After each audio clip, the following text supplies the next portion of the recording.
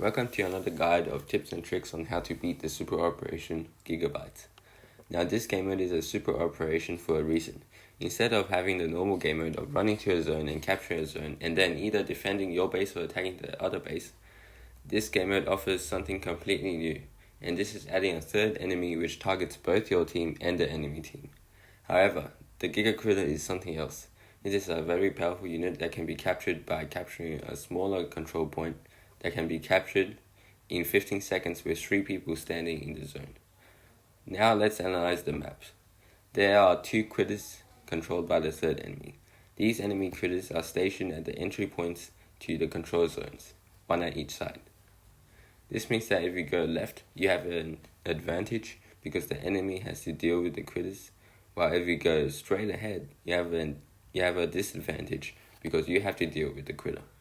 The Giga Critter can be captured in the center of the map after the 4-minute mark has been reached or 30 seconds has passed since the game began. This is shown in the control panel on the top left, which shows if the control point is locked or not. Now let's analyze the stats and the AI of the Giga Critter, or how the Giga Critter works. The Giga Critter is a vehicle type troop with a high amount of health, around the same as an APC. Since the Giga Critter is a vehicle troop, troops like Giga can deal extra damage if they have extra damage against armor. These cards are Giga, Jetpack, Cannon, Boom Shack, Tank, Armored Car, Bunker Buster, Baby Tanks, Bomblets, and Baby Groom. At HQ 9, which is where everyone is mostly around, an APC has around 11,000 health, which means that a Giga Critter should have around 11,000 health. A level 9 Giga does 1,156 damage to armor, which means it would take around 10 Giga shots at the same level to take down a Giga Critter. Now, let's look at the damage a Giga Critter can do. The Giga Critter fires a missile that explodes with the radius of a firebomber shot, dealing 300 burst damage at level 9, which also trails a firebomber range circle of fire, which deals 8 ticks of damage, or 50 damage each tick. To make up with this massive damage, they made the recharge or reload speed 2 seconds each shot.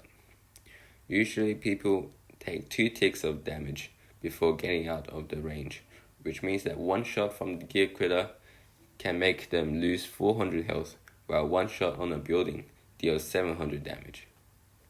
Now considering that most buildings have 6,000 to 7,000 health, and most troops have around 1,000 health, this unit is really OP. To make it balanced, they gave the Giga Critter a slow movement speed, which is the speed of a tank. Now let's talk about the AI.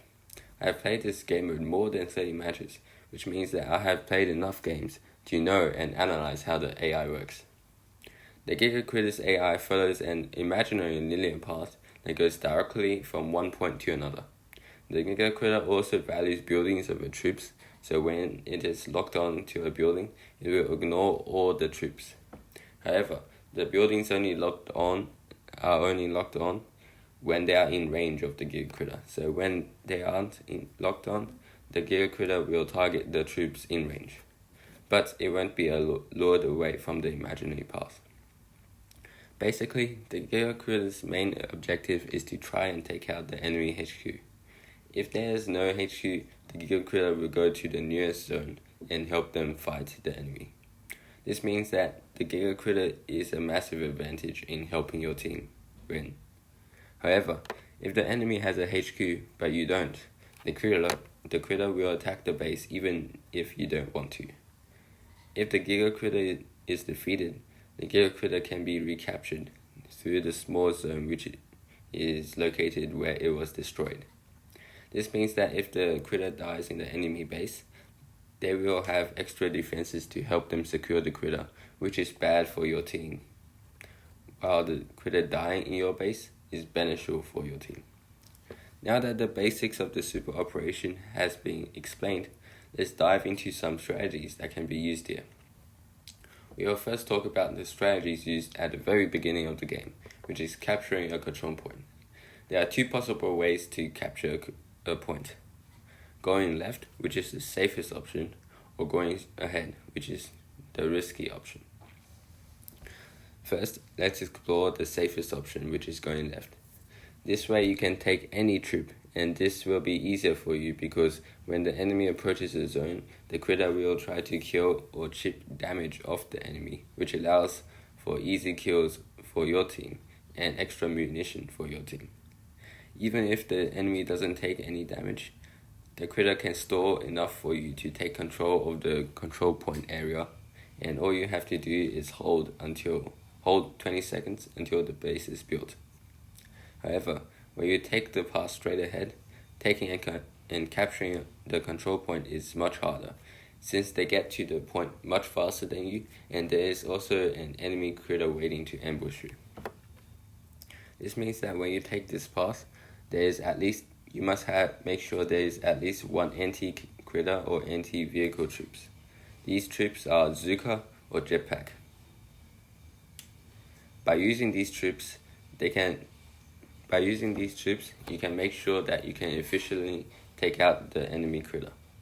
After the critter is taken care of, the enemy is going to have control of the point, so you need to use your long-range troops in your group, such as sniper or firebomber, to force them out of the zone. And if they don't, they will die from being constantly chipped.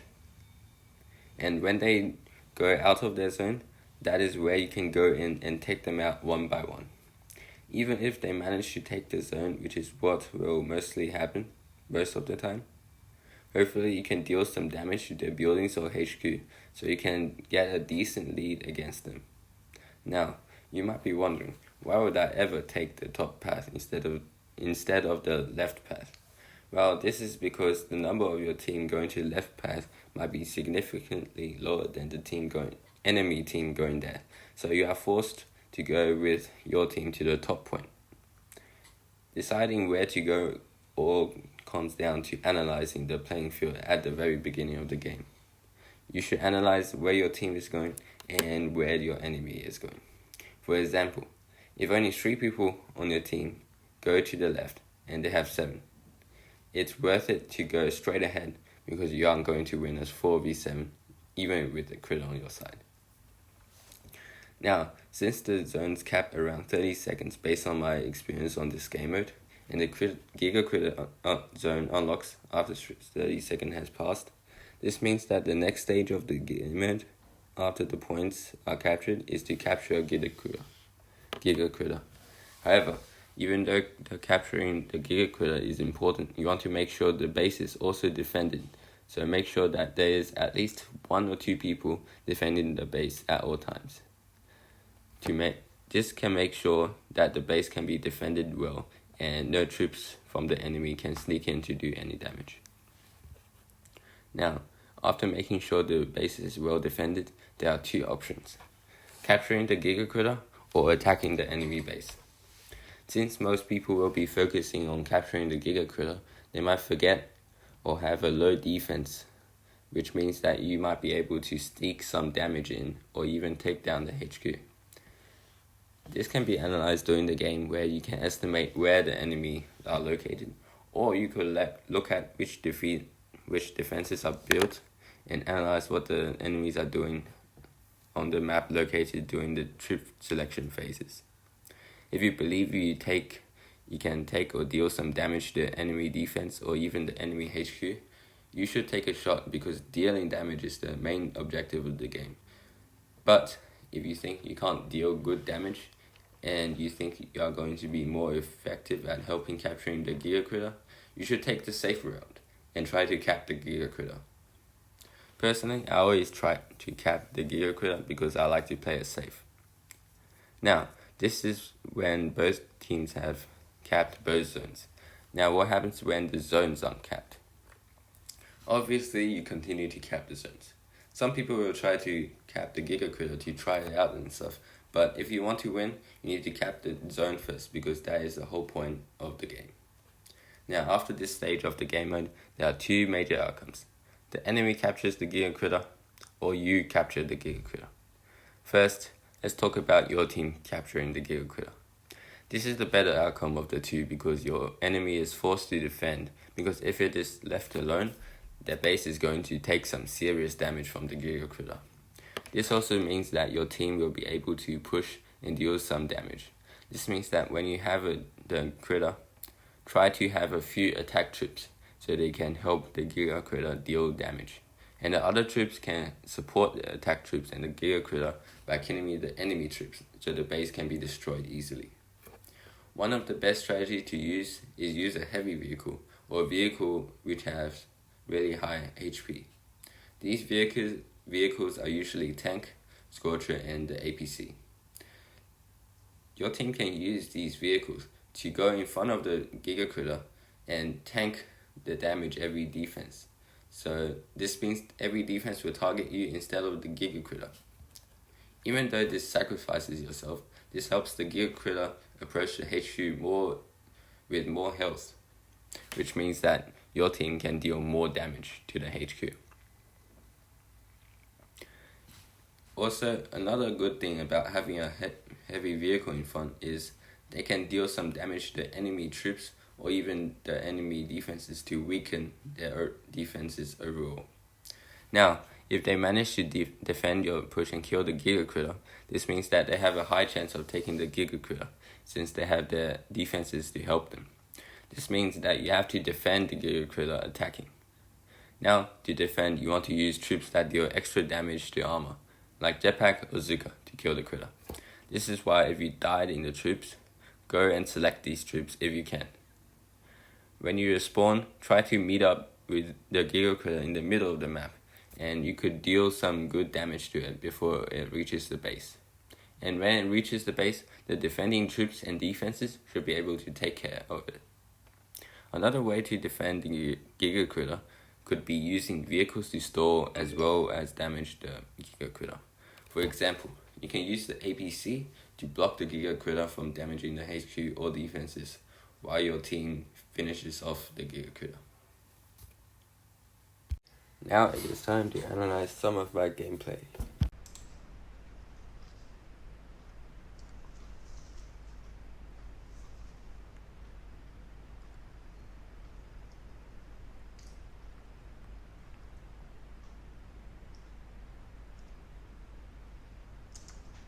Okay, I'm gonna stop it right here just to say what I'm doing. Right now, I'm going solo, so I don't know who is gonna be a really good player and who's not. So I'm gonna assume everyone is a bot here. So that is why I picked Shogunner to carry. So now, I'm gonna look at where the enemy is going. And of course, I instantly go B, because that is where I go every time. And now I look at this map, I say 7 people are going to B, and 7 of us are also going to B. And 2 people go to A, 2 of each people go to A. Now I say, we also have a critter that attacks him, so we should be able to take B. So that is why I go to B.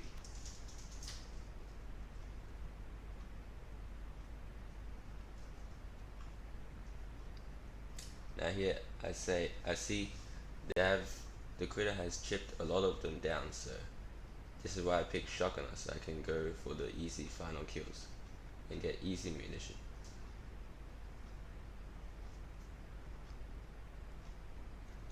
Here I just try to chip down the 4x4.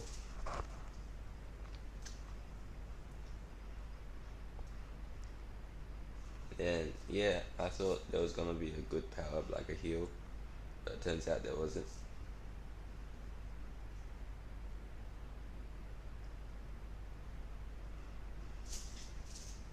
Okay, and then here I misplayed because I went for the firebomber first, but what I should have done is go for the heavy first, because the firebomber can't damage me, but the heavy could. So this is my one misplay, and I tried to tank it, but it didn't work, of course. But it doesn't matter because my teammates can finish it off.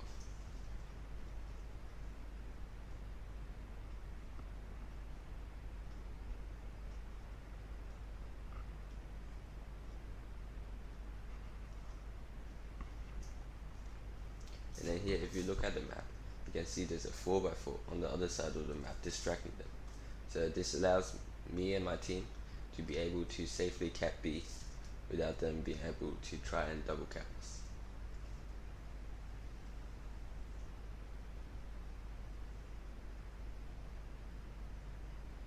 And then here I make sure I build some defenses so that the enemies can't do some damage. I tried, but sometimes you fail, and there's not much you can do as assault defending.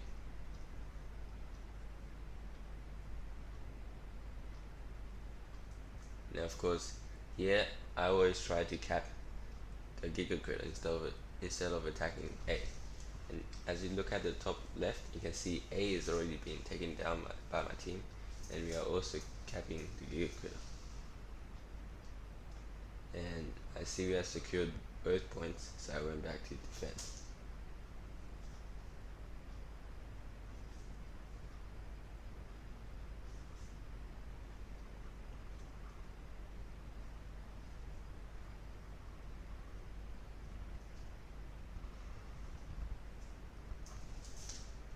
Okay, so now you can see all of our team is at A, which they are about to cap, and B is about to get destroyed. So if A gets capped by them and they destroy B, this is a bad position for us, because it'll be really take a long time for us to maneuver to B.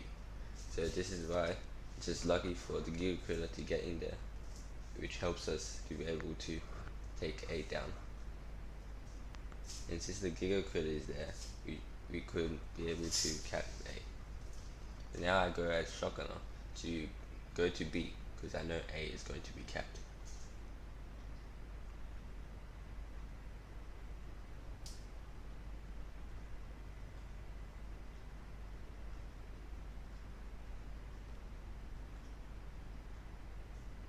And then they try to stall and stuff, and then I see a tank coming, so I put the heal down so I can make sure that I don't die. And then here I just play really bad as shotgun. Everyone makes mistakes.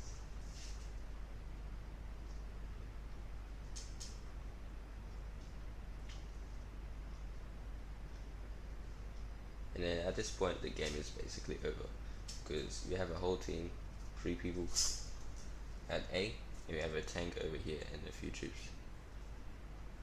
So all we have to do is stall a few seconds and we win the game.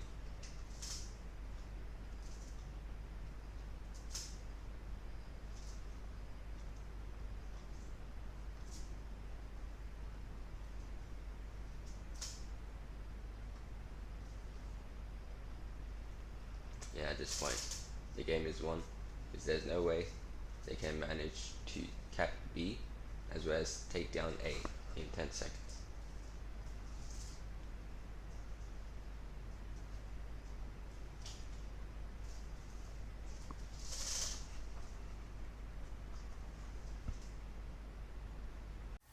Now let's analyze this game. Okay, so the whole match, my team was constantly capping the Giga Critter, and there was not a single time where the opposing team capped the Giga Critter. This gave us such a big advantage because we were able to take control of both points, which meant that they could not even capture a base. And then this led us to the win at the very end. There you go, a guide on how to beat the newly released Super Operation Gigabyte.